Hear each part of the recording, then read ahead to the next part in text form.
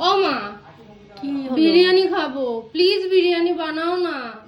আচ্ছা হবে, করবো খানে। তুই আগে ঘর বাড়িগুলো পোজ দেখিনি। মা তো বলে দিল বিরিয়ানি খেতে হলে ঘরবাড়ি ঝাড়ু মেরে মুছতে হবে।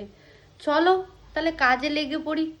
চলো, তোমাদের সাথে বিরিয়ানি নিয়ে অনেক ইয়ার্কি করে নিলাম, এইবার তাহলে আসল কথাটা বলে দিই। আসলে আমার বাবা মার কোনো ছেলে নেই, সন্তান বলতে আমরা দুই বোন, আমি আর আমার দিদি। আর আমাদের দুইজনেরই বিয়ে হয়ে গেছে, তাই এখন বাড়িতে শুধু বাবা মাই থাকে। আমার তুলনায় আমার দিদি একটু কাছাকাছি থাকায় ও মাঝে মধ্যে এসে মা বাবার সাথে দেখা করে যায়, বেশ কিছুদিন থেকেও যায়। আর আমি সেই সুদূর নাগাল্যান্ডে থাকার জন্য বছরে হয়তো একবার কি দুইবারই এখানে আসতে পারি। আর যখনই এখানে আসি তখন বিভিন্ন কাজে মা বাবার হাতে হাতে কাজ করে একটু সাহায্য করে দেওয়ার চেষ্টা করি। তোমাদের সাথে গল্প করতে করতে আমার একটা ঘর পুরো মোছা হয়ে গেছে, আর এতটাই গরম যে ফ্যানটা চালিয়ে ঘর শুকাতে দিয়েছিলাম, আর আমি নিজেও একটুখানি ঠান্ডা হয়ে নিলাম। বাইরে বেরিয়ে দেখি গরম লেগেছে আমার, আর জুস খেতে বসেছে আমার পাখি। দিন দিন যেই অতিরিক্ত পরিমাণে গরম পড়ছে তাতে মনে হয় না আর দিনের বেলা কোনো কাজকর্ম করতে পারা যাবে।